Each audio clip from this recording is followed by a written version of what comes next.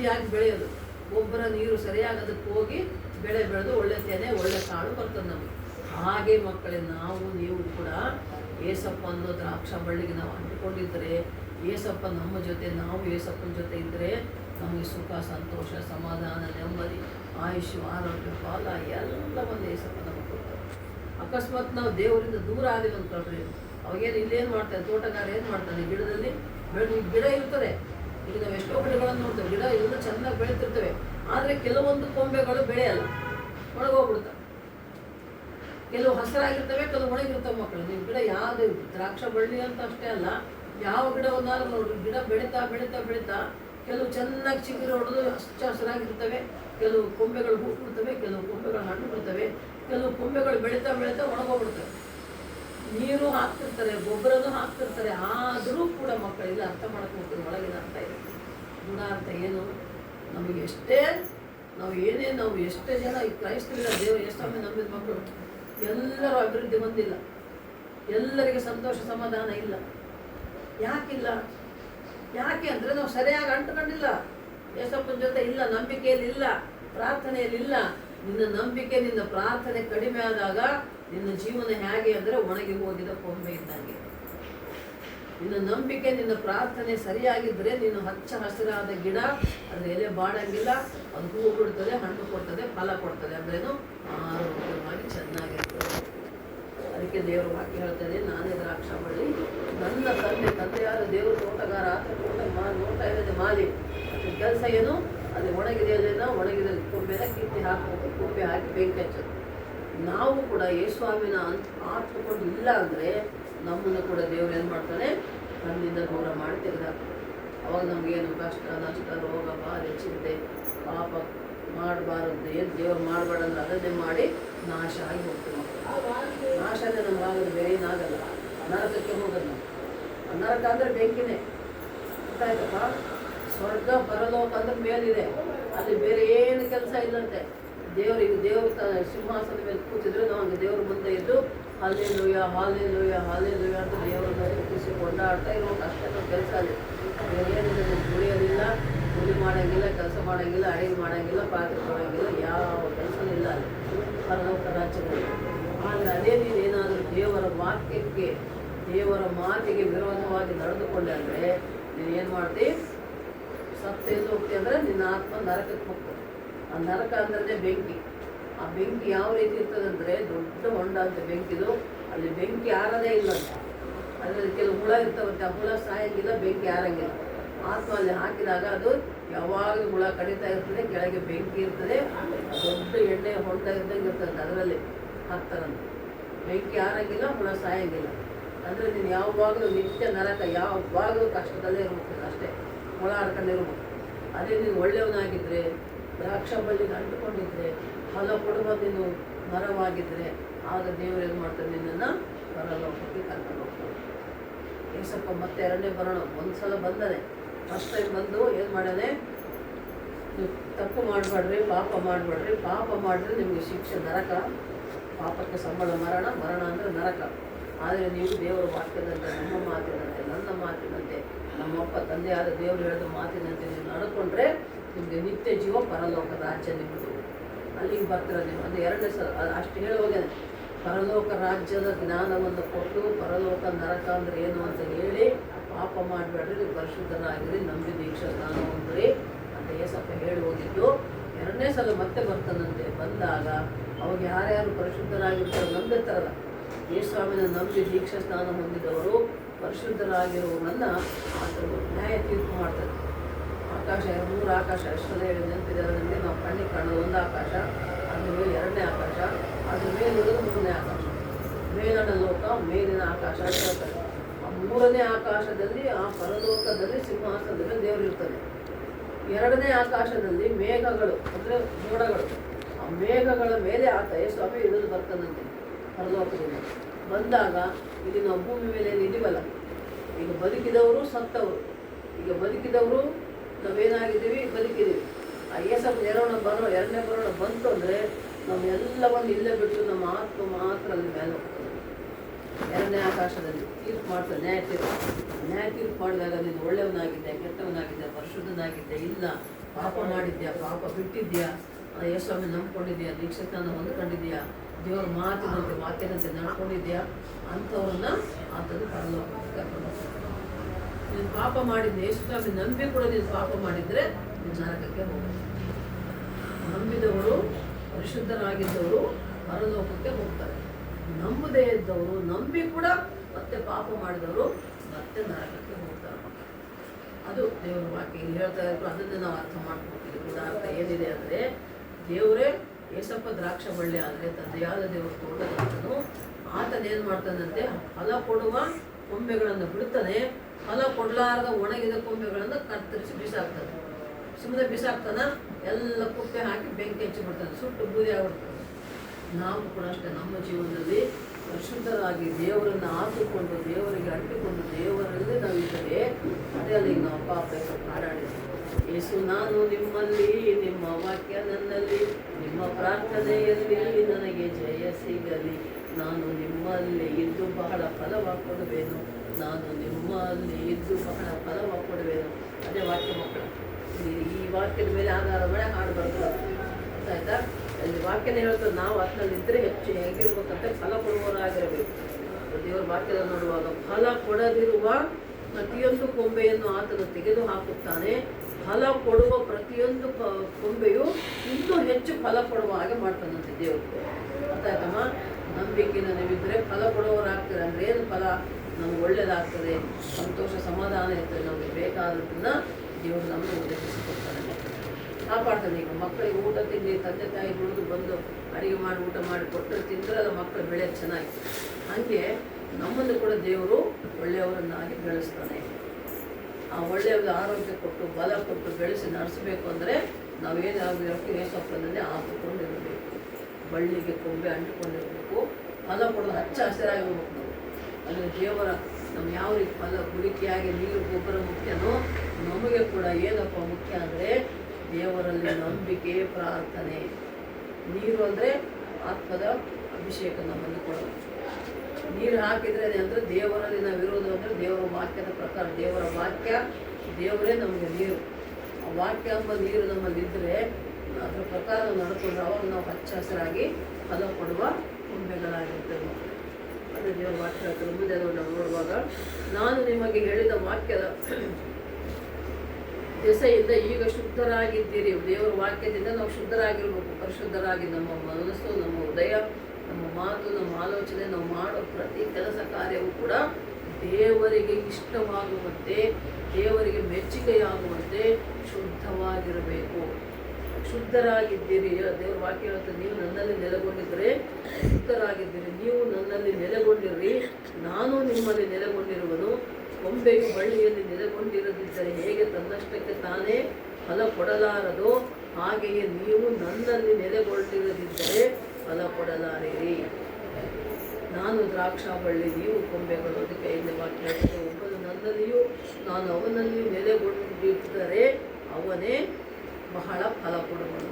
ಅದು ನಿಮಗೆ ಒಳ್ಳೆಯ ಅಭಿವೃದ್ಧಿ ಆಗ್ತದೆ ಅಂತ. ಆಯ್ತಮ್ಮ? 6ನೇ ವಾಕ್ಯದ ನೋಡುವಾಗ, ನನ್ನಲ್ಲಿ ನೆಲೆಗೊಂಡಿರಲು ಯಾವನು ನನ್ನಲ್ಲಿ ನೆಲೆಗೊಂಡಿರುವುದಿಲ್ಲವೋ ಅವನು ಆ ಕೊಂಬೆಯಂತೆ ಹೊರಕ್ಕೆ ಬಿಸಾಡಲ್ಪಟ್ಟು ಒಣಗಿ ಹೋಗುವನು. ಅಂಥ ಕೊಂಬೆಗಳನ್ನು ಕೂಡಿಸಿ ಬೆಂಕಿಯಲ್ಲಿ ಹಾಕುತ್ತಾರೆ, ಅವು ಸುಟ್ಟು ಹೋಗುತ್ತವೆ.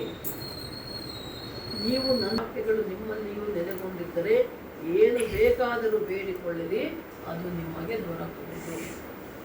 ಆಯ್ತಮ್ಮ? ನಾವು ಬೇಡ್ಕಂತ ತಿಳ್ಕೊಂಡಾಗ ನಾವು ಅಂದುಕೊಂಡಿದ್ದು ಆಗಬೇಕು, ನಾವು ಕೇಳಿದ್ದು ದೇವರು ಕೊಡಬೇಕು, ಸಿಗಬೇಕಂದ್ರೆ ನಾವೇನಾಗಿರಬೇಕು?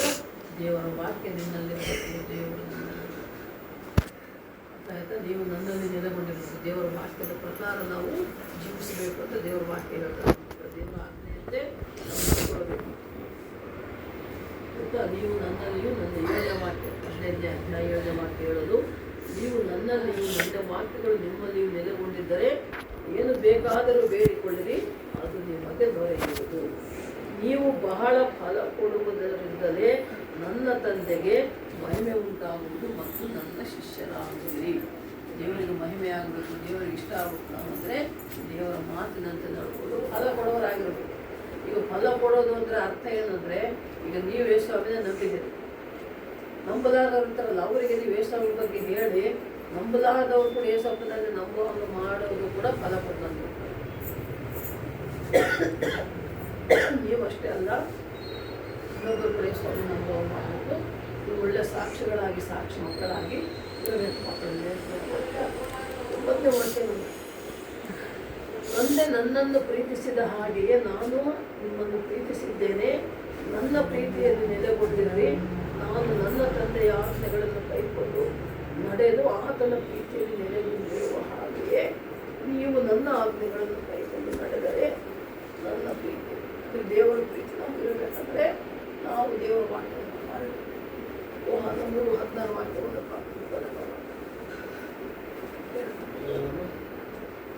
ಯೋಹಾನ 3:16 ದೇವರು ಈ ಲೋಕದ ಮೇಲೆ ಎಷ್ಟೋ ಪ್ರೀತಿಯನ್ನಿಟ್ಟು ತನ್ನ ಒಬ್ಬನೇ ಮಗನಾದ ಯೇಸು ಸ್ವಾಮಿಯನ್ನ ನಮಗೆ ಕೊಟ್ಟಿದ್ದಾನೆ. ಯಾಕೆ ಅಂದರೆ ಯಾರೊಬ್ಬರು ಕೂಡ ನಾಶ ಆಗಬಾರ್ದು. ಏನು ಹೇಳ್ತಾರೆ ಇವಾಗ, ದ್ರಾಕ್ಷ ಬಳ್ಳಿಗೆ ಕೊಂಬೆ ಅಂಟಿಕೊಂಡು ಫಲ ಕೊಡುವಂತಿರಬೇಕು, ಒಣಗಿದ ಕೊಂಬೆಯಾಗಿ ನಾಶವಾಗಿ ಸುಟ್ಟು ಹೋಗಬಾರ್ದು. ಅದಕ್ಕೆ ನಾವು ನಾಶ ಆಗಿ ನರಕಕ್ಕೆ ಹೋಗಬಾರ್ದು. ಪ್ರತಿಯೊಬ್ಬರೂ ಕೂಡ ದೇವರಲ್ಲಿ ಇದ್ದುಕೊಂಡು ನಿತ್ಯ ಜೀವ ಹೊಂದಿಕೊಳ್ಬೇಕು. ನಂಬಿ ದೀಕ್ಷಾ ಸ್ನಾನ ಹೊಂದಿ ನಿತ್ಯ ಜೀವ ಹೊಂದಿಕೊಂಡಿದ್ರೇ ನೀವು ದೇವರಿಗೆ ಫಲ ಕೊಡುವವರಾಗಿರ್ತೀರಿ. ದೇವರಿಗೆ ಇಷ್ಟ ಆಗ್ತದೆ.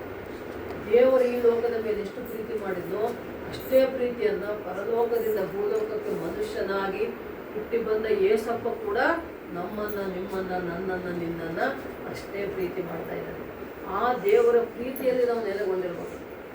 ಆ ಕ್ರಿಸ್ತನ ಪ್ರೀತಿ ನಿಮ್ಮಲ್ಲಿ ಇರಬೇಕು, ನಮ್ಮಲ್ಲಿರಬೇಕು, ನನ್ನಲ್ಲಿರಬೇಕು. ಈಗ ನಾವು ನಿಮ್ಮನ್ನೆಲ್ಲ ಎಷ್ಟು ಪ್ರೀತಿ ಮಾಡ್ತೀವಿ. ಎಷ್ಟೋ ದೊಡ್ಡ ಸೇವೆ ಇದೆ, ದೊಡ್ಡ ದೊಡ್ಡ ಸಭೆಗಳು, ದೊಡ್ಡ ದೊಡ್ಡ ಊರುಗಳು, ದೊಡ್ಡ ದೊಡ್ಡ ಚರ್ಚ್ಗಳು, 100 ಜನ ಬರೋ ಸಭೆಗಳಿದ್ದಾವೆ. ಆದರೆ ನಾವಿಲ್ಲಿ ಯಾಕಿದ್ದೀವಿ? ನಿಮ್ಮನ್ನು ನಾವು ಪ್ರೀತಿಸ್ತಾ ಇದ್ದೀವಿ. ನಾವು ಏಸಪ್ಪನ ಪ್ರೀತಿಸ್ತಾ ಇದ್ದೀವಿ, ಏಸಪ್ಪ ನಮ್ಮನ್ನು ಪ್ರೀತಿಸ್ತಾ ಇದ್ದಾನೆ, ನಾವು ನಿಮ್ಮನ್ನು ಪ್ರೀತಿಸ್ತಾ ಇದ್ದೀವಿ, ನೀವು ಏಸಪ್ಪನ ಪ್ರೀತಿಸ್ತಾ ಇದ್ದೀರಿ. ಆ ಕ್ರಿಸ್ತನ ಪ್ರೀತಿ ಇರೋದಕ್ಕೆ ಎಷ್ಟೇ ಜನ ಇದ್ದರು, ಈ 5 ಜನ ಇರಲಿ, 10 ಜನ ಇರಲಿ, ಎಷ್ಟೇ ಇದ್ರು, ಚಿಕ್ಕ ಹಿಂಡಾಗಿದ್ದರೂ ಕೂಡ ದೇವರ ಸೇವೆ ಮಾಡಿಕೊಂಡು ದೇವರ ವಾಕ್ಯ ಧ್ಯಾನ ಮಾಡಿಕೊಂಡು ನಾವು ಇರುವಂತೆ ದೇವರು ಕರುಣೆ ತೋರಿಸಿದ ನಮಗೆ ದೇವರ ಕೃಪೆ ಇದೆ ಅಲ್ವಾ? ದೇವರ ಕೃಪೆ ಅಷ್ಟೇ ಇದೆ, ಬೇರೆ ಏನಲ್ಲ. ಆತನ ಚಿತ್ತ ಇದೆ. ಈಗ ನಾವು ಇಷ್ಟು ಜನ ಸೇರಿದ್ದೀವಿ, ಇಲ್ಲಿ ದೇವರ ವಾಕ್ಯವನ್ನು ಕೇಳ್ತಾ ಇದ್ದೀವಿ ಅಂದರೆ ಅದು ದೇವರ ಚಿತ್ತ. ಯಾಕೆ ನಾವೆಲ್ಲರೂ ಏನಾಗಿದ್ದೀವಿ? ಏಸಪ್ಪ ಅನ್ನುವಂಥ ದ್ರಾಕ್ಷ ಬಳ್ಳಿಗೆ ಅಂಟಿಕೊಂಡ ಕೊಂಬೆಗಳು ನಾವು. ಗೊತ್ತಾಯ್ತಮ್ಮ? ಅಂಟಿಕೊಂಡ ಕೊಂಬೆಗಳು ನಾವು ಹೇಗಿರಬೇಕು? ಫಲ ಕೊಡೋಂತಿರುವ, ಒಣಗಿ ಹೋಗಬಾರ್ದು. ಬಿಟ್ಟು ಹೋದರೆ, ಏಸಪ್ಪನ ಬಿಟ್ಟು ದೂರ ಹೋದರೆ ನೀವು ಒಣಗಿದ ಕೊಂಬೆ ಅದನ್ನು ಕಟ್ ಮಾಡಿ ಬಿಸಾಕ್ತಾರೆ, ಬೆಂಕಿ ಹಚ್ಚಿಬಿಡ್ತಾರೆ, ನರಕಕ್ಕೆ ನಾಶ ಆಗಿ ನರಕಕ್ಕೆ ಹೋಗುತ್ತೆ. ಅದೇ ನೀವು ಫಲ ಕೊಡುವಂತೆ ಹಚ್ಚ ಹಸಿರಾಗಿದ್ದರೆ ಇನ್ನೂ ಫಲ ಕೊಡುವಂತೆ ಮಾಡ್ತಾನಂತೆ. ಗೊತ್ತಾಯ್ತಮ್ಮ? ಈಗ ಉದಾಹರಣೆಗೆ ನಿಮ್ಮನ್ನೇ ತಗೊಂಡ್ರೆ, ನೀವು ಸಿದ್ಧಾರ್ಥ ಕಾಲನಿಯಲ್ಲಿ ಒಂದು ಸಣ್ಣ ರೂಮ್ ಕಟ್ಕೊಂಡಿದ್ದಾರೆ. ಆದರೆ ನಿಮ್ಮನ್ನು ತಂದು ಸತ್ಯನಾರಾಯಣಪೇಟೆಯಲ್ಲಿ ಇಟ್ಟಾನೆ ಅಂದರೆ ಅದು ದೇವರ ಕೃಪೆ. ಒಳ್ಳೆ ಮನೆ, ಒಳ್ಳೆ ವಾತಾವರಣ ದೇವರಿರ್ತಾರೆ. ಈಗ ಹನ್ನಮ್ಮ ಮನೆ ಕಟ್ಟಿಕೊಳ್ಳುವಂಥ ಒಂದು ಭಾಗ್ಯ ಕೊಟ್ಟ ದೇವರ ಅಭಿವೃದ್ಧಿ, ಅದು ಫಲ ಕೊಟ್ಟಂಗೆ. ಅದು ಯಾಕೆ? ಅಮ್ಮ ದೇವರ ಮಗಳು ಯೇಸುಸ್ವಾಮಿ ನಂಬಿದ್ದಾಳೆ, ನಂಬಿಕೊಂಡು ಪ್ರಾರ್ಥನೆ ಮಾಡ್ಕೊಳ್ತಾ ಇದ್ದಾಳೆ. ಆಕೆ ಕಷ್ಟ ನಷ್ಟ ಎಲ್ಲ ದೂರ ಮಾಡಿ ಆರಾಮಾಗಿ ಸಂತೋಷವಾಗಿ ಸಮಾಧಾನವಾಗಿರುವಂಗೆ ಒಂದು ಮನೆಯನ್ನು ಕೊಟ್ಟ ದೇವರು. ಇದು ನಾವು ಫಲ ಕೊಟ್ಟಂಗೆ, ಫಲ ಸಿಕ್ಕಂಗೆ ನಮಗೆ. ಯೇಸುಸ್ವಾಮಿಯನ್ನು ನಾವಿದ್ದರೆ ಮಕ್ಕಳೇ ನಮಗೆಲ್ಲ ಒಳ್ಳೇದಾಗ್ತದೆ. ಗೊತ್ತಾಯ್ತಮ್ಮ? ಅದಕ್ಕೆ ದೇವರ ವಾಕ್ಯ, ದೇವರ ಹಾಡ್ತವೆ ನೋಡ್ತೇವಲ್ವಾ? ಎಲ್ಲ ಒಳ್ಳೆಯದೇ ಆಗುವುದು ದೇವ ನಿನ್ನ ಪ್ರೀತಿಸಿದ ನಮಗೆ. ಯಾರಿಗಾಗ್ತದೆ? ಎಲ್ಲರಿಗಾಗದು ಒಳ್ಳೆಯದು. ಆತನನ್ನು ಯಾರು ಪ್ರೀತಿಸ್ತಾರೋ ಅವರಿಗೆ ಒಳ್ಳೆಯದಾಗುತ್ತೆ. ಆತನನ್ನು ನಾವು ಪ್ರೀತಿಸಬೇಕು, ಆತನು ನಮ್ಮನ್ನು ಪ್ರೀತಿಸಬೇಕು. ಅದೇ ವಾಕ್ಯ ಹೇಳ್ತಾರೆ 9-10 ವಾಕ್ಯ ನೋಡುವಾಗ, ನನ್ನ ತಂದೆ ನನ್ನನ್ನು ಪ್ರೀತಿಸಿದ ಹಾಗೆಯೇ ನಾನು ನಿಮ್ಮನ್ನು ಪ್ರೀತಿಸಿದ್ದೇನೆ. ಯೇಸುಸ್ವಾಮಿಗಳ ಮಾತು ಮಕ್ಕಳೇ ಇದೆ. ಗೊತ್ತಾಯ್ತಾ? ತಂದೆಯಾದ ದೇವರು ಏಸಪ್ಪನ ಪ್ರೀತಿಸಿದ, ಲೋಕವನ್ನು ಪ್ರೀತಿಸಿದ. ಏಸಪ್ಪನ ನನಗಾಗಿ ನಿಮಗಾಗಿ ಭೂಲೋಕಕ್ಕೆ ಕೊಟ್ಟು ಕಳಿಸಿದ. ತಂದೆಯ ಪ್ರೀತಿಯನ್ನೇ ದೇವಕುಮಾರನಾದ ಯೇಸುಸ್ವಾಮಿ ಕೂಡ ಹೊಂದಿಕೊಂಡು ಭೂಲೋಕದಲ್ಲಿರುವ ಪ್ರತಿಯೊಬ್ಬರ ಲೋಕಕ್ಕೆ ಲೋಕ ರಕ್ಷಕ, ಲೋಕಕ್ಕೆ ಬೆಳಕಾಗಿ ಬಂದ ದೇವರು. ಲೋಕಕ್ಕೆ ಬೆಳಕು ಯಾವ ರೀತಿ ಅಂದರೆ, ಲೋಕದಲ್ಲಿರುವಂಥ ಕತ್ತಲೆ, ಪಾಪ ಎಂಬ ಜೀವಿತ, ಕಷ್ಟ ನಷ್ಟದ ಜೀವಿತ, ರೋಗ ಬಾಧೆಯ ಜೀವಿತ, ಚಿಂತೆಯ ಜೀವಿತ, ಇದರಲ್ಲಿ ಮುಳುಗಿದ ಜನರಿಗೆ ಒಂದು ಬೆಳಕಾಗಿ ಬಂದ ಏಸಪ್ಪ. ಏನು ಬೆಳಕು? ಸಂತೋಷ, ಸಮಾಧಾನ, ನೆಮ್ಮದಿ, ನಿತ್ಯ ಜೀವ ನೀಡುವಂಥ ಬೆಳಕಾಗಿ ಏಸಪ್ಪ ಬಂದ ಮಕ್ಕಳ ಲೋಕಕ್ಕೆ. ಲೋಕ ರಕ್ಷಕನಾಗಿ ಅಂದರೆ ಪಾಪಿಗಳನ್ನು ಹುಡುಕಿ ರಕ್ಷಿಸುವುದಕ್ಕೆ ಏಸಪ್ಪ ಬಂದ. ಪಾಪ ಮಾಡಬೇಡಪ್ಪ, ಪಾಪ ಮಾಡೋದು ಬಿಟ್ಟು ಪರಿಶುದ್ಧರಾಗಿರೋ ನಂಬಿಕೊಂಡು ದೇವರನ್ನ ನಂಬಿ ದೀಕ್ಷಾ ಸ್ನಾನ ಹೊಂದಿದ ನಿಮಗೆ ಪರಲೋಕ ಅಂತ ಹೇಳುವುದಕ್ಕೆ ಬಂದ ಏಸಪ್ಪ. ಆ ಮಾತನ್ನು ಕೇಳಿದರೆ ನಾವು ಆತನ ಮಾತಿನಂತೆ ನಡ್ಕೊಂಡ್ರೆ ಮಾತ್ರ ನಮಗೆ ನಿತ್ಯ ಜೀವ ಪರಲೋಕ ರಾಜ್ಯ. ಅಂತ ಗಮನ ನಾವು ಹೇಗಿರ್ಬೇಕು, ಆತನಲ್ಲಿ ಆತುಕೊಂಡಿರ್ಬೇಕು, ಏಸಪ್ಪಗೆ ಅಂಟುಕೊಂಡಿರ್ಬೇಕು. ನಾವು ಏಸಪ್ಪ ದ್ರಾಕ್ಷ ಬಳ್ಳಿ ಅಂದರೆ ಆ ದ್ರಾಕ್ಷ ಬಳ್ಳಿಗೆ ಅಂಟಿಕೊಂಡ ಹಚ್ಚ ಹಸಿರಾಗಿ ಫಲ ಕೊಡುವ ಕೊಂಬೆಗಳಾಗಿರ್ಬೇಕು. ನೀವು ದೇವ್ರ ವಾಕ್ಯದ ಪ್ರಕಾರ ಇದ್ರೆ ನಿಮ್ಗೆಲ್ಲ ಸಿಗ್ತದೆ. ಇಲ್ಲಾಂದ್ರೆ ಏನು ಮಾಡ್ತಾನೆ ಅಂದರೆ ದೇವರು ಫಲ ಕೊಡೋದ ಕೊಂಬೆನ ಕಟ್ ಮಾಡಿ ಹಾಕಿಡೋದು. ಫಲ ಕೊಡುವ ಕೊಂಬೆ ಆಗಿರ್ಬೇಕಂದ್ರೆ ನಂಬಿಕೊಂಡು ಪ್ರಾರ್ಥನೆ ಮಾಡಿಕೊಂಡು ಒಳ್ಳೆಯದನ್ನೇ ಮಾಡುತ್ತಾ ಶುದ್ಧರಾಗಿ ಪರಿಶುದ್ಧರಾಗಿ ನಿಮ್ಮ ದೇಹದಿಂದಲೂ ನಿಮ್ಮ ಮನಸ್ಸಿನಿಂದಲೂ ನಿಮ್ಮ ಆಲೋಚನೆಯಿಂದಲೂ ನಿಮ್ಮ ಹೃದಯದಿಂದಲೂ ಪೂರ್ಣ ಮನಸ್ಸಿನಲ್ಲಿ ನೀವು ಪರಿಶುದ್ಧರಾಗಿರಬೇಕು. ಆಗಲೇ ದೇವರಿಗೆ ಇಷ್ಟ ಆಗೋದಾಗ್ತೇವೆ. ದೇವರು ನಮ್ಮನ್ನು ಇಷ್ಟಪಡ್ತಾನೆ, ಫಲ ಕೊಡುವವರಾಗಿ ನಾವಿರ್ತೇವೆ. ಅಕಸ್ಮಾತ್ ನಾವು ದೇವರನ್ನು ನಂಬಿಕೆಯಿಂದ ದೂರ ಆದೀವಿ, ಯೇಸು ಸ್ವಾಮಿಯಿಂದ ದೂರ ಆದೀವಿ, ಪ್ರಾರ್ಥನೆ ಮಾಡಿಲ್ಲ ಅಂದರೆ ಮತ್ತೆ ನಾವು ಬರೋದು ಕಷ್ಟ ನಷ್ಟಗಳೇ, ಚಿಂತೆಗಳೇ, ಬಾಧೆಗಳೇ. ದೇವರ ನಂಬಿಕೆಯಿಂದ ಇಲ್ಲ, ನೀನು ಪ್ರಾರ್ಥನೆಯಲ್ಲಿ ಇಲ್ಲ ಅಂದರೆ, ಯೇಸು ಸ್ವಾಮಿ ನಂಬಿಕೊಂಡಿಲ್ಲ ಅಂದರೆ ಅವಾಗ ದೇವರು ಏನು ಮಾಡ್ತಾನೆ, ನಿನಗೆ ಸಂತೋಷ ಸಮಾಧಾನ ಇಲ್ಲ, ಕಷ್ಟ ನಷ್ಟನೇ. ಅಂದರೆ ಅರ್ಥ ಏನು, ಒಣಗಿದ ಕೊಂಬೆ.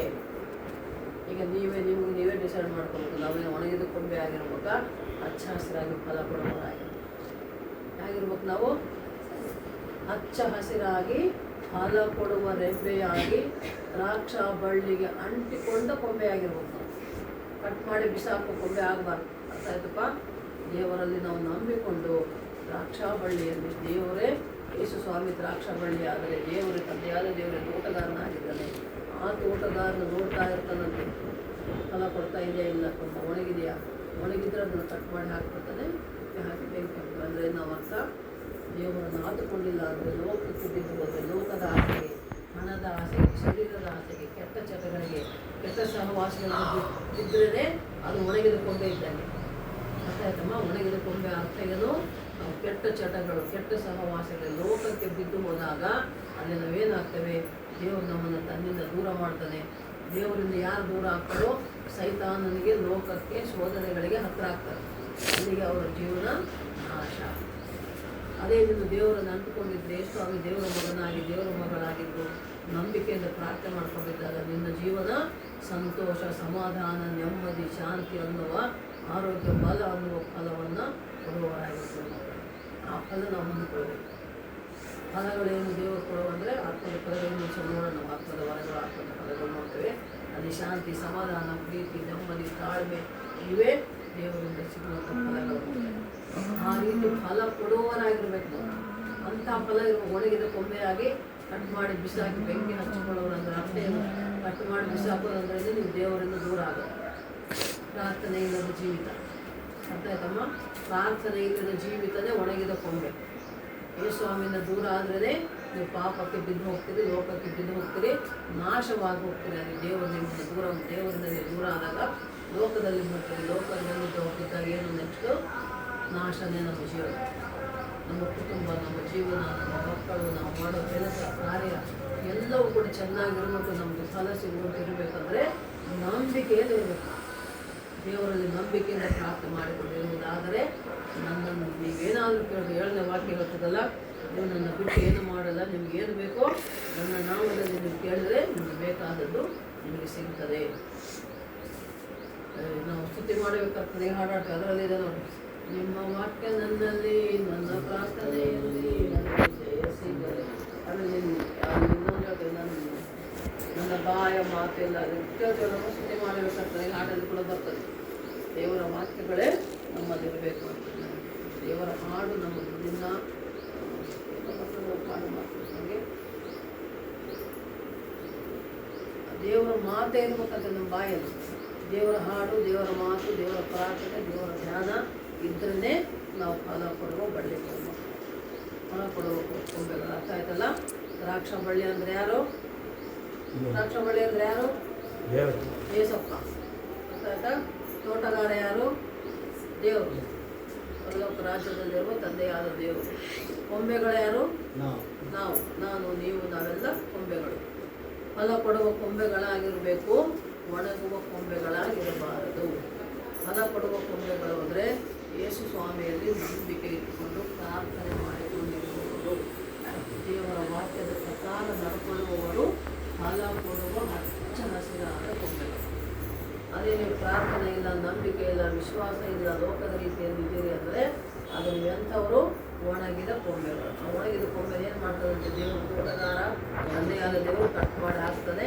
ಅವೆಲ್ಲ ಕುಪ್ಪೆ ಹಾಕಿ ಬೆಂಕಿ ಹಚ್ಚಿರ್ತಾರೆ. ನಾವು ಬೆಂಕಿಯಲ್ಲಿ ಬರಬೇಕಾಗ್ತದೆ. ಅರ್ಥ ಆಯ್ತಮ್ಮ?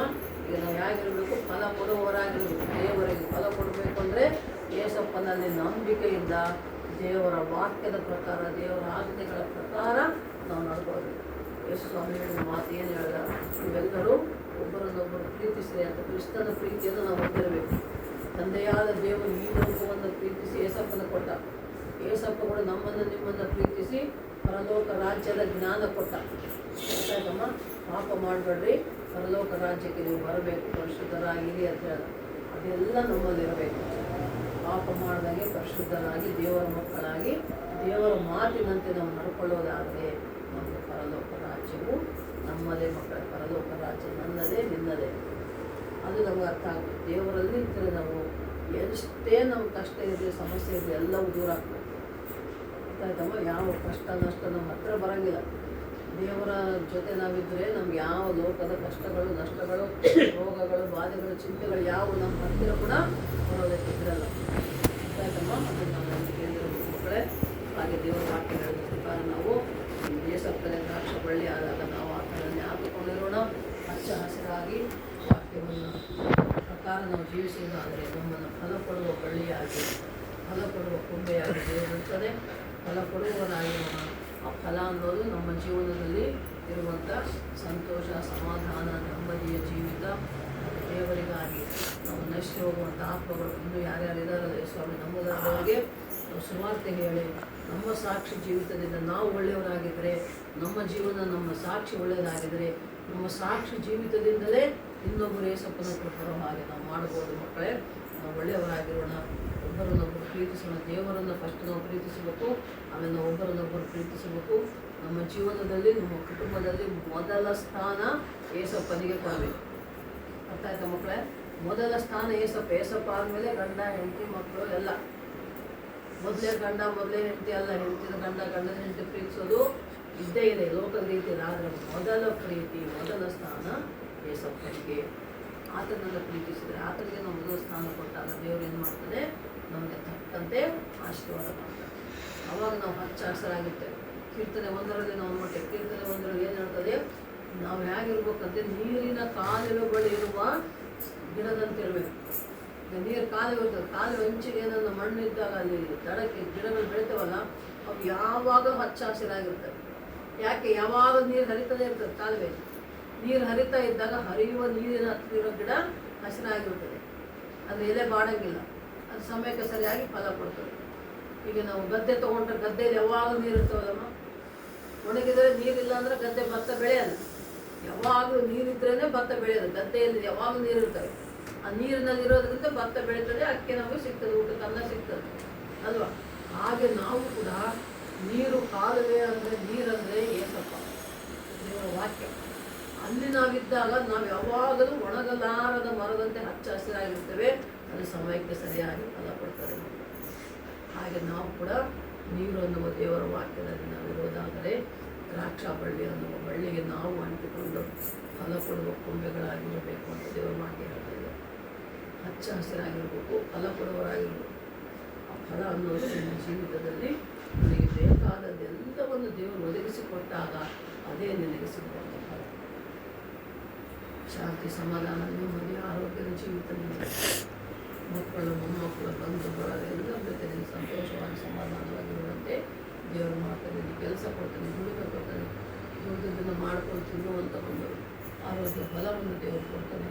ನಿನಗೆ ಬೇಕಾದದ್ದನ್ನು ಅದು ಹೇಳ್ತಾನೆ ದೇವ್ರ ವಾಕ್ಯ. ನಿನಗೆ ಏನು ಬೇಕೋ ಬೇಡ್ಕೊಂಡ್ರೆ ನಾನು ನಿಮ್ಗೆ ಕೊಡ್ತೀನಿ. ನಂಬಿಕೆಯಿಂದ, ಪ್ರಾರ್ಥನೆಯಿಂದ ನಾವು ಬಿಡುವುದಾದರೆ ಆಗ ನಾವು ದೇವರಲ್ಲಿ ಏನಾದರೂ ಕೇಳಿಕೊಂಡ್ರೆ ಅದನ್ನು ದೇವರು ನಮಗೆ ಕೊಡ್ತಾರೆ.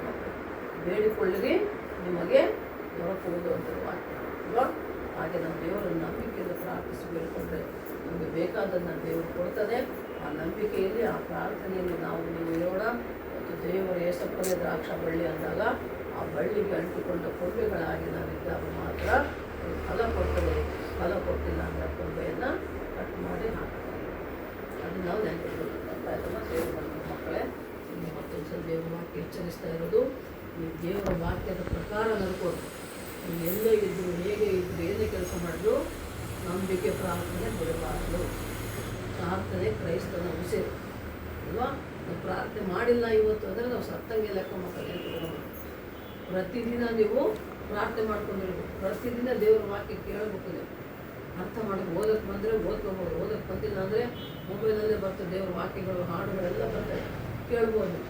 ಅಥವಾ ಯಾರಾದರೂ ಓದಿದರೆ ವಾಕ್ಯ ಕೂತ್ಕೊಂಡು ಕೇಳ್ಬೇಕು. ಅಥವಾ ನಿಮಗೆ ನೀವೇ ಎಷ್ಟು ಮಟ್ಟಿಗೆ ನೀವು ದೇವರು ಅನ್ನಿಸ್ತದೋ ಅಷ್ಟೇ ನೀವು ದೇವರನ್ನು ಪ್ರಾರ್ಥನೆ ಮಾಡ್ಕೊಂಡಿರ್ಬೇಕು. ದೇವರ ವಾಕ್ಯಗಳನ್ನು ನಾವು ಕೇಳ್ತಿರಲ್ಲ ಕೇಳಿದ ವಾಕ್ಯಗಳು ನೆನ್ಪಿಟ್ಕೊಂಡು ಆ ವಾಕ್ಯಗಳ ಧ್ಯಾನ ಮಾಡಿಕೊಂಡು ದೇವರನ್ನು ಪ್ರಾರ್ಥನೆ ಮಾಡಬೇಕು. ಇವತ್ತು ಕೇಳಿದ ವಾಕ್ಯನು ನಾವು ಕ್ರಿಸ್ತನಲ್ಲಿ ಏನಾಗಿದ್ದೇವೆ, ದೇವರಲ್ಲಿ ದೇವರ ಮಕ್ಕಳು ಯಾವ ರೀತಿ ಆಗಿದ್ದೇವೆ ಅಂದರೆ, ದೇವರು ದ್ರಾಕ್ಷ ಬಳ್ಳಿ ಅದರ ಕೊಂಬೆಗಳು ನಾವು, ಅಪ್ಪ ನಾನು ಫಲ ಕೊಡುವ ಕೊಂಬೆಯಾಗಿರುವಂತೆ ಮಾಡಪ್ಪ ಏಸಪ್ಪ ಅಂತ ನಾವು ಪ್ರಾರ್ಥನೆ ಮಾಡ್ಕೊಬೇಕು. ಅರ್ಥ ಆಯ್ತಾ? ದೇವರ ವಾಕ್ಯ ಓದಿಲ್ಲ ಅಂದರೂ ಕೇಳಿದ ವಾಕ್ಯಗಳನ್ನು ಅರ್ಥ ಮಾಡ್ಕೊಂಡು ನೆನಪಿಟ್ಕೊಂಡು ಆ ವಾಕ್ಯವನ್ನು ಹೇಳ್ತಾ ನೀವು ಪ್ರಾರ್ಥನೆ ಮಾಡ್ಕೊಬೇಕು. ಅಪ್ಪ ಇಲ್ಲಿನ ವಾಕ್ಯ ನೀನೇ ದ್ರಾಕ್ಷ ಬಳ್ಳಿ ಅಂತ ಕೇಳಿದ್ದೇವೆ, ಇದರಲ್ಲಿ ನಾವು ಫಲ ಕೊಡುವ ಹಚ್ಚ ಹಸಿರಾದ ಕೊಂಬೆಗಳಾಗಿರುವಂತೆ ನೀನು ಸಹಾಯ ಮಾಡಪ್ಪ. ನಮ್ಮ ಜೀವನ, ನಮ್ಮ ಕುಟುಂಬ ಆಶೀರ್ವದಿಸು, ಸಂತೋಷ ಸಮಾಧಾನ ಕೊಡು, ಆರೋಗ್ಯ ಕೊಡು, ಬಲ ಕೊಡು ಅಂತ ನಾವು ದೇವರನ್ನು ಕೇಳಿಕೊಂಡು ಪ್ರಾರ್ಥನೆ ಮಾಡಿಕೊಂಡಾಗ ಆತನು ನೀನು ಏನು ಬೇಡ್ತೀಯೋ ಅದನ್ನು ನಾನು ಕೊಡ್ತೀನಿ ಅಂತ ಹೇಳ್ಬೇಕು. ದೇವರು ಆಗಲಿ ಅಲ್ವ. ದೇವರ ವಾಕ್ಯದಲ್ಲಿ ನಿಮ್ಗೆ ಏನು ಬೇಕು ನೀವು ಬೇಡ್ಕೊಡ್ರಿ, ಅದನ್ನು ನಾನು ನಿಮಗೆ ಕೊಡ್ತೇನೆ, ಅದು ನಿಮ್ಗೆ ಸಿಗ್ತದೆ ಅಂತ ಹೇಳ್ತೇನೆ. ಹಾಗಾಗಿ ಮಕ್ಕಳೇ, ನಾವು ನಂಬಿಕೆಯಿಂದ ಪ್ರಾರ್ಥನೆಯಲ್ಲಿರೋಣ.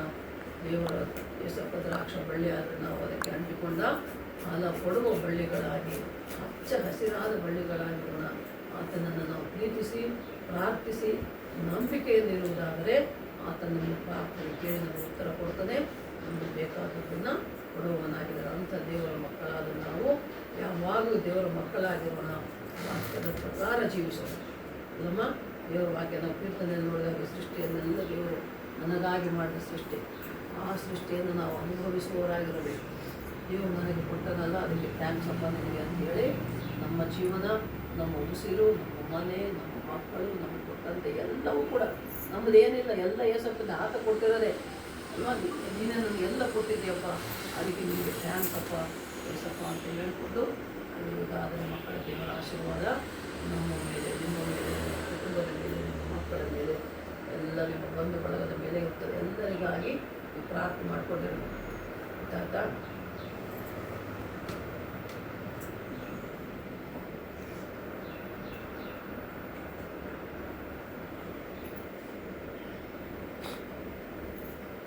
ಕೊನೆ ಪ್ರಾರ್ಥನೆ ಮಾಡ್ಕೊಂಡಿರ್ತೀವಿ, ಮಗಂಗೆ ಕಂಟಿನ್ಯೂ ಮಾಡು.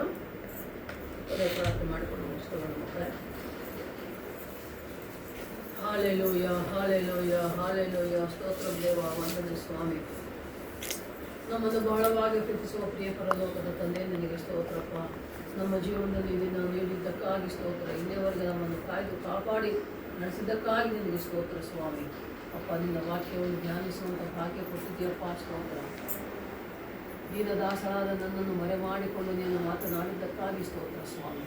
ಹೌದಪ್ಪ ತಂದೆ ದೇವ, ನೀನೇ ದ್ರಾಕ್ಷ ಬಳ್ಳಿ, ನಾನೇ ದ್ರಾಕ್ಷ ಬಳ್ಳಿ, ನನ್ನನ್ನು ಹಾಕಿಕೊಂಡ ಕೊಂಬೆಗಳು ನೀವೆಂದು ನೀನು ಹೇಳಿದ್ದೀಯಪ್ಪ. ಹಸಿರಾಗಿ ಫಲ ಕೊಡುವ ಕೊಂಬೆಗಳಾಗಿ ನಾನಿರುವಂಥ ಸಹಾಯ ಮಾಡಪ್ಪ ತಂದೆ ದೇವ. ನಿನ್ನ ವಾಕ್ಯದ ಪ್ರಕಾರ ಜೀವಿಸುವಂತೆ ಸಹಾಯ ಮಾಡಪ್ಪ. ನಿನ್ನ ದಶಾಜ್ಞೆಗಳನ್ನು ತಿಳಿದುಕೊಂಡು ಅರ್ಥ ಮಾಡಿಕೊಂಡು ಅಪ್ಪ, ನೀನು ಹೊಸ ಒಡಂಬಡಿಕೆಯಲ್ಲಿ ಹೇಳಿದಂತೆ 2 ಆಜ್ಞೆಗಳು ಅಪ್ಪ, ದೇವರನ್ನು ಪ್ರೀತಿಸಿರಿ, ನಿಮ್ಮ ನೆರೆಹೊರೆಯವರನ್ನು ನೀವು ಪ್ರೀತಿಸಿರಿ ಎಂದು ನೀನು ಹೇಳಿದ್ದೀಯಪ್ಪ. ನಿನ್ನ ಪ್ರೀತಿಯನ್ನು ನಾವು ಹೊಂದಿದವರಾಗಿ ಜೀವಿಸುವಂತೆ ಸಹಾಯ ಮಾಡು. ಸತ್ಯವುಳ್ಳ ಜೀವವುಳ್ಳ ಆತ್ಮನಾದ ದೇವ, ನಿನಗೆ ಸ್ತೋತ್ರ ಸ್ವಾಮಿ. ಆತ್ಮಸ್ವರೂಪನಾದ ದೇವರನ್ನು ಆತ್ಮೀಯ ರೀತಿಯಲ್ಲಿ ಸತ್ಯಕ್ಕೆ ತಕ್ಕ ಹಾಗೆ ಅಪ್ಪ ನಿನ್ನನ್ನು ಆರಾಧಿಸಬೇಕೆಂದು ನೀನು ಹೇಳಿದ್ದೀಯಪ್ಪ.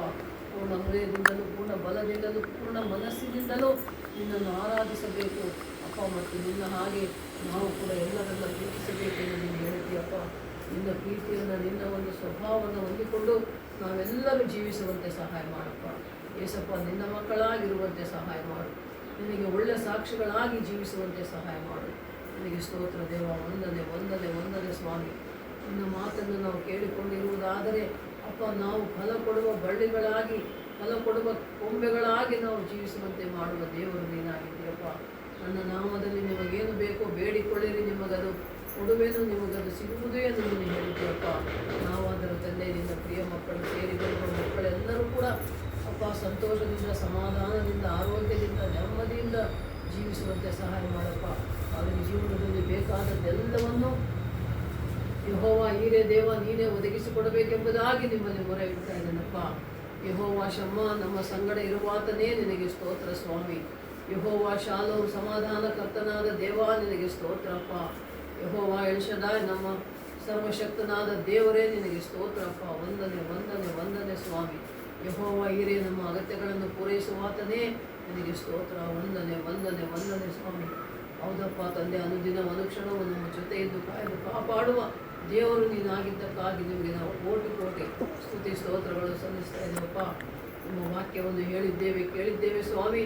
ನಿಮ್ಮ ವಾಕ್ಯವನ್ನು ಕೇಳಿದಂಥ ಈ ನಿನ್ನ ಪ್ರಿಯ ಮಕ್ಕಳೆಲ್ಲರೂ ಕೂಡ ಅಪ್ಪ ನಿನ್ನ ವಾಕ್ಯವನ್ನು ತಿಳಿದುಕೊಂಡು, ಅರ್ಥ ಮಾಡಿಕೊಂಡು, ಗ್ರಹಿಸಿಕೊಂಡು ನಿನ್ನ ವಾಕ್ಯದ ಪ್ರಕಾರ ಜೀವಿಸುವಂತೆ ಸಹಾಯ ಮಾಡು. ನಿನ್ನ ಮಕ್ಕಳಾಗಿ, ನಿನಗೆ ಸಾಕ್ಷಿ ಮಕ್ಕಳಾಗಿ ಜೀವಿಸುವಂತೆ ಸಹಾಯ ಮಾಡಪ್ಪ. ಅಪ್ಪ ತಂದೆ, ಪ್ರಾರ್ಥನೆ ಕೊಟ್ಟ ಪ್ರತಿಯೊಬ್ಬರಿಗಾಗಿ ಪ್ರಾರ್ಥನೆ ಮಾಡ್ತಾ ಇದ್ದಪ್ಪ. ವಿದ್ಯಾಭ್ಯಾಸಕ್ಕಾಗಿ, ವಿವಾಹಕ್ಕಾಗಿ, ಉದ್ಯೋಗಕ್ಕಾಗಿ, ಸಂತಾನಕ್ಕಾಗಿ, ಆರೋಗ್ಯಕ್ಕಾಗಿ, ಸಮಾಧಾನಕ್ಕಾಗಿ ಕೇಳಿಕೊಂಡ ಪ್ರತಿಯೊಬ್ಬರನ್ನು ನಿಮ್ಮ ಕೈಗಳಿಗೆ ಒಪ್ಪಿಸ್ತಾ ಇದ್ದೇವೆ. ಎಲ್ಲ ತಂದೆ, ಎಲ್ಲ ಗರ್ಭಿಣಿಯರಿಗಾಗಿ, ಎಲ್ಲ ಬಾಣಂತಿಯರಿಗಾಗಿ, ಎಲ್ಲ ಚಿಕ್ಕ ಮಕ್ಕಳಿಗಾಗಿ ನಾವು ಪ್ರಾರ್ಥಿಸ್ತಾ ಇದ್ದೇವಪ್ಪ. ಪ್ರತಿಯೊಬ್ಬರನ್ನು ನಿಮ್ಮ ಕೈಗಳಿಗೆ ಒಪ್ಪಿಸ್ತಾ ಇದ್ದೇವೆ ಸ್ವಾಮಿ. ಅವರವರ ಮನೋ ಕೋರಿಕೆಗಳನ್ನು ನೆರವೇರಿಸಿ ನಡೆಸಪ್ಪ, ನಿನಗೆ ಸ್ತೋತ್ರ ಅಪ್ಪ. ಈ ಸಮಯದಲ್ಲಿ ನಮಗೆ ಅನ್ನ ನೀಡುವಂಥ ಅನ್ನದಾತರ ರೈತರಿಗಾಗಿ ನಾವು ಪ್ರಾರ್ಥನೆ ಮಾಡ್ತಾ ಇದ್ದೇವಪ್ಪ. ನಮ್ಮನ್ನು ಹಗಲಿರುಳು ಕಾಯುವ ಯೋಧರು, ಸೈನಿಕರಿಗಾಗಿ ಪ್ರಾರ್ಥಿಸ್ತಾ ಇದ್ದೇವೆ. ಎಲ್ಲ ಚಿಕ್ಕ ಮಕ್ಕಳು, ಯೌವನಸ್ಥ ಮಕ್ಕಳಿಗಾಗಿ ಪ್ರಾರ್ಥಿಸ್ತಾ ಇದ್ದೇವಪ್ಪ. ಯಾವುದೇ ರೀತಿಯಲ್ಲಿ ಕೆಟ್ಟ ಚಟಗಳಿಗೆ, ಕೆಟ್ಟ ಸಹವಾಸಗಳಿಗೆ ಬಿದ್ದು ಹೋಗದಂತೆ ಎಲ್ಲ ಮಕ್ಕಳನ್ನು ನೀನು ಕಾಯ್ದು ಕಾಪಾಡಿ ನಡೆಸು ಸ್ವಾಮಿ. ನಿನ್ನ ವಾಕ್ಯದ ಮತ್ತೆ ನಿನ್ನ ಮಕ್ಕಳಾಗಿ ಜೀವಿಸುವಂತೆ, ನಿನಗೆ ಒಳ್ಳೆ ಸಾಕು ಜೀವಿಸುವಂತೆ ಸಹಾಯ ಮಾಡಪ್ಪ. ನಿನಗೆ ಸ್ತೋತ್ರ. ಮತ್ತು ವಿಶೇಷವಾಗಿ ಅಪ್ಪ, ಮಾರ್ಚ್ ತಿಂಗಳು, ಏಪ್ರಿಲ್ ತಿಂಗಳೆಲ್ಲ ಪರೀಕ್ಷೆಗಳು ಬರೆಯುವ ಎಲ್ಲ ಮಕ್ಕಳನ್ನು ನಿಮ್ಮ ಕೈಗಳಿಗೆ ಒಪ್ಪಿಸ್ತಾ ಇದ್ದೇವಪ್ಪ. ನಮ್ಮ ವಿಶ್ವಾಸಿಗಳ ಮಕ್ಕಳು, ಸೇವಕರ ಮಕ್ಕಳು, ನಮ್ಮ ಮಕ್ಕಳು, ಮೊಮ್ಮಕ್ಕಳು ಎಲ್ಲರನ್ನು ನಿಮ್ಮ ಕೈಗಳಿಗೆ ಒಪ್ಪಿಸ್ತಾ ಇದ್ದೇವೆ. ಪರೀಕ್ಷೆ ಬರೆಯುವವರಿಗೆ ವಿದ್ಯೆಯನ್ನು, ಬುದ್ಧಿಯನ್ನು, ಜ್ಞಾನವನ್ನು, ಜ್ಞಾಪಕ ಶಕ್ತಿಯನ್ನು, ಆಯುಷನ್ನು, ಆರೋಗ್ಯವನ್ನು, ಬಲವನ್ನು ಕೊಟ್ಟು ನಡೆಸಪ್ಪ. ಆತ್ಮದೇವ, ಪರಿಶುದ್ಧಾತ್ಮದೇವ, ನಿನ್ನ ಅಭಿಷೇಕದಿಂದ ತುಂಬಿಸಿ ನಡೆಸು ಸ್ವಾಮಿ. ಪರೀಕ್ಷೆ ಚೆನ್ನಾಗಿ ಬರೆದು ಮಕ್ಕಳು ಒಳ್ಳೆ ಮಾರ್ಕ್ಸನ್ನು ತೆಗೆದುಕೊಂಡು ಪಾಸಾಗಿ ಮುಂದಿನ ಕ್ಲಾಸ್ಗೆ ಹೋಗುವಂತೆ ನೀನು ಸಹಾಯ ಮಾಡಪ್ಪ. ವಿಶೇಷವಾಗಿ ಸಮಯದಲ್ಲಿ ಸುಭಾಷ್ಗಾಗಿ, ಸುನಿಗಾಗಿ ಪ್ರಾರ್ಥಿಸ್ತಾ ಇದ್ದೇನೆ, ಮೇಘನಗಾಗಿ ಪ್ರಾರ್ಥಿಸ್ತಾ ಇದ್ದೇನಪ್ಪ. ಮಕ್ಕಳೆಲ್ಲರನ್ನು ನಿನ್ನ ಕೈಗೊಪ್ಪಿಸ್ತಾ ಇದ್ದೇನೆ. ಮತ್ತು ಇನ್ನು ಯಾರು ನಾರಾಯಣ ಬಂದು ಬಳಗವಾಗಲಿ, ಕವಿತಮ್ಮ ಬಂದು ಬಳಗವಾಗಲಿ, ಎಲ್ಲರನ್ನು ನಿಮ್ಮ ಕೈಗಳಿಗೆ ಒಪ್ಪಿಸ್ತಾ ಇದ್ದೇವಪ್ಪ. ಎಲ್ಲ ಮಕ್ಕಳನ್ನು ಆಶೀರ್ವದಿಸಿ ಕೃಪೆಯನ್ನು ತುಂಬಿಸಿ ನಡೆಸಿ ನೀನು ಮಹಿಮೆ ಒಂದು ಸ್ವಾಮಿ. ಎಲ್ಲ ಮಾನ ಮಹಿಮೆ ಪ್ರಭಾವಗಳು ನಿಮಗೆ ಸಲ್ಲಿಸುತ್ತಾ ಅಪ್ಪ ತಂದೆ ದೇವ, ನಮ್ಮನ್ನು ನಾವು ತಗ್ಗಿಸಿಕೊಂಡು ನಿಮ್ಮ ನಾಮವನ್ನು ಹೆಚ್ಚಿಸುತ್ತಾ 91ನೇ ಕೀರ್ತನೆ ನಿನ್ನ ವಾಕ್ಯ ಹೇಳುವ ಪ್ರಕಾರ ಪರಾತ್ಪರರ ಮನೆ ಮುಚ್ಚುವವನು ಸರ್ವಶಕ್ತನ ಆಶ್ರಯದಲ್ಲಿ ಸುರಕ್ಷಿತನಾಗಿರುವನು ಎಂದು ನಿನ್ನ ವಾಕ್ಯ ಹೇಳುವಂತೆ ಅಪ್ಪ, ನಿನ್ನ ವಾಕ್ಯದ ಪ್ರಕಾರ ನಾವು ಜೀವಿಸುವಂತೆ ಸಹಾಯ ಮಾಡಿ, ನಿನ್ನ ಆಶ್ರಯದಲ್ಲಿ ನಾವು ಸುರಕ್ಷಿತವಾಗಿರುವಂತೆ ಸಹಾಯ ಮಾಡಿ, ನೀವೇ ಮಹಿಮೆ ಹೊಂದಬೇಕೆಂಬುದಾಗಿ ಎಲ್ಲ ಘನಮಾನ ಮಹಿಮೆ ಪ್ರಭಾವಗಳನ್ನು ನಿಮಗೆ ಸಲ್ಲಿಸುತ್ತಾ ಅಪ್ಪ ತಂದೆ ದೇವ, ನಮ್ಮನ್ನು ನಾವು ತಗ್ಗಿಸಿಕೊಂಡು ನಿಮ್ಮ ನಾಮವನ್ನು ಹೆಚ್ಚಿಸುತ್ತಾ ಪರಿಶುದ್ಧನು ಪರಿಶುದ್ಧನು ಮಹಾಪರಿಶುದ್ಧನಾಗಿರುವ, ಅತಿ ಬೇಗನೆ ಬರಲಿರುವ ನಾಜರೇತಿನ ಯೇಸು ಕ್ರಿಸ್ತ ನಾಮದಲ್ಲಿ ಪ್ರಾರ್ಥಿಸಿ ಬೇಡಿ ಹೊಂದಿದ್ದೇವೆ ನಮ್ಮ ತಂದೆ. ಆಮೇನ್ ಆಮೇನ್ ಆಮೇನ್ ಅಂತ ಆಶೀರ್ವಾದ ಹೊಂದಿಕೊಳ್ಳೋಣ.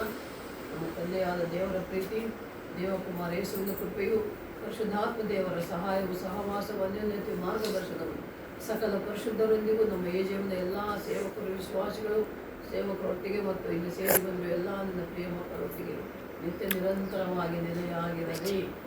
ಆಮೇನ್ ಆಮೇನ್ ಆಮೇನ್. ಪರಲೋಕ ಪ್ರಾರ್ಥನೆ ಪರಲೋಕ ಪ್ರಾರ್ಥನೆ ಒತ್ತಾಯಿಸಿ ಮಾಡ್ತೇವೆ. ಪರಲೋಕದಲ್ಲಿ